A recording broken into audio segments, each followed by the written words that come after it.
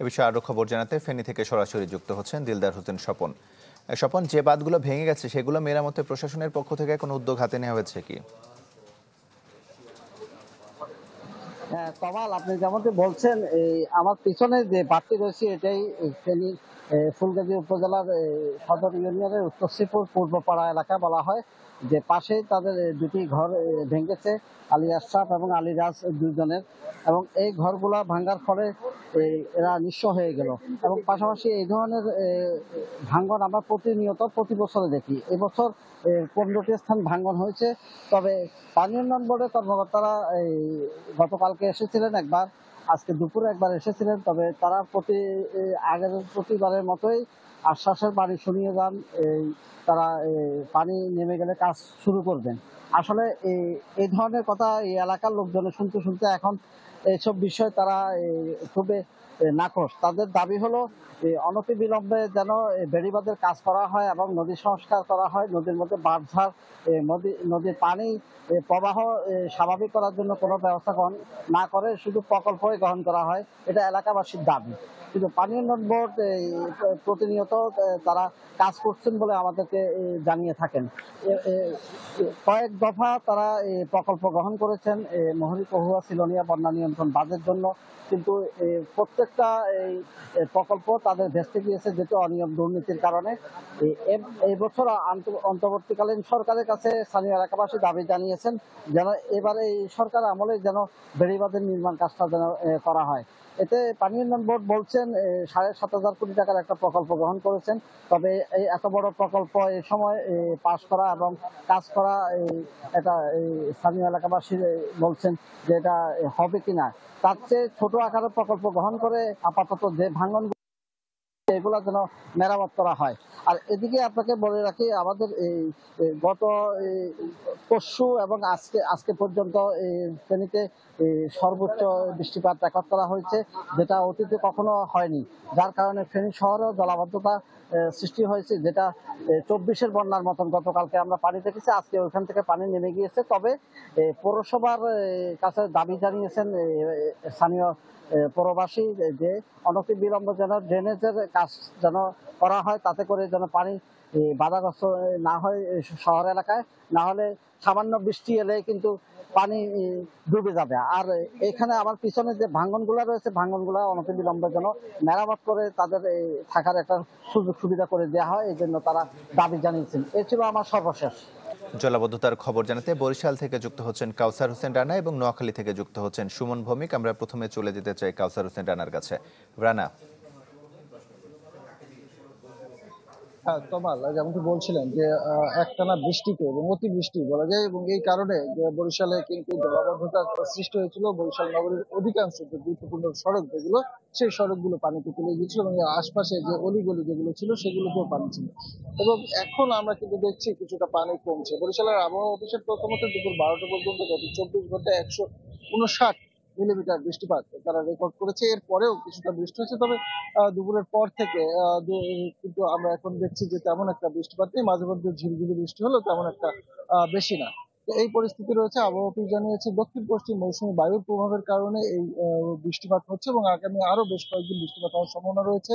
সমুদ্র বন্দরগুলোতে 3 নম্বর এবং নদী বন্দরগুলোকে 1 নম্বর সংকেত দেখাতে বলা হয়েছে। যদিও বিআইডব্লিউটি এর পক্ষ থেকে এখন পর্যন্ত কোন নৌযান চলাচলে বন্ধ রাখার নির্দেশ দেওয়া হয়নি। সব নৌযান স্বাভাবিকভাবে সব রুটে চলাচল করছে। সাধারণ মানুষ যারা রয়েছেন তারা যদি বলছেন যে এই বৃষ্টি হলেই বরিশাল নগরীর যে প্রধান প্রধান সড়ক অলিগলিগুলো পানিতে তলিয়ে যায় এবং জলাবদ্ধতার সৃষ্টি হয়, এই জন্য কিন্তু তারা দুর্ভোগের সৃষ্টি হয়।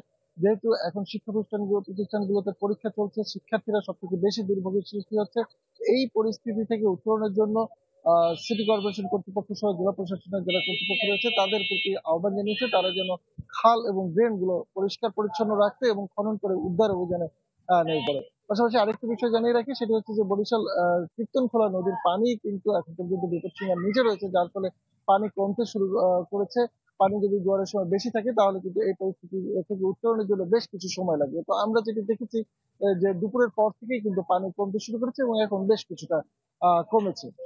কর্তৃপক্ষ আমাদেরকে জানিয়েছেন যে তারা যেকোনো পরিস্থিতি মোকাবেলার জন্য প্রস্তুত রয়েছেন যেহেতু কোথাও তেমন কোনো বড় ধরনের দুর্ঘটনার খবর পাওয়া যায়নি, পানি যেটুকু হয়েছে সেটুকু নেমে যাচ্ছে, তাহলে পরিস্থিতি তারা সামলে দেবেন বলেই জানিয়েছে। তো এই ছিল বরিশালের জলাবদ্ধতার সর্বশেষ পরিস্থিতি। তোমার রানা, আপনাকে ধন্যবাদ। বরিশাল থেকে চলে যেতে চাই নোয়াখালীতে সুমন ভৌমিকের কাছে। সুমন।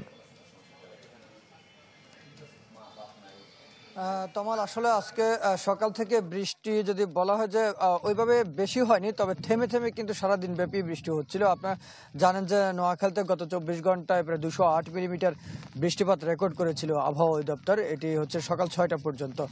আর আমরা এই মুহূর্তে আছি নোয়াখালীর কোম্পানিগঞ্জ উপজেলার মুছাপুর ইউনিয়ন। আপনারা জানেন যে গত বছর আসলে মুছাপুর ইউনিয়নের যে রেগুলেটরিটি ছিল সেটি কিন্তু ঠিক এই সময়টাতেই যখন পানির তোড়ে এটা দেবে যায় এবং এক পর্যায়ে ভেঙে এটা নদীতে বিলীন হয়ে যায়। ফলে হচ্ছে এই অঞ্চলে কিন্তু ফেনীর পানি একই সঙ্গে হচ্ছে মেঘনা নদীর পানি দুটোই কিন্তু এই অঞ্চলে উঠতে শুরু করেছে।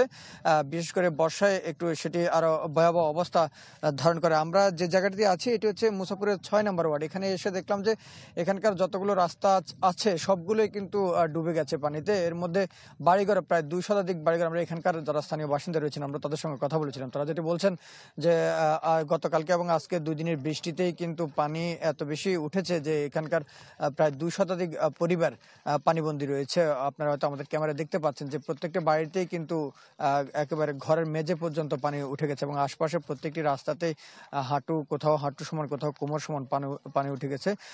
এর বাহিরে মুছাপুরের আরো 2টি ওয়ার্ড রয়েছে, 7 এবং 9 নম্বর ওয়ার্ড, 8 নম্বর ওয়ার্ড।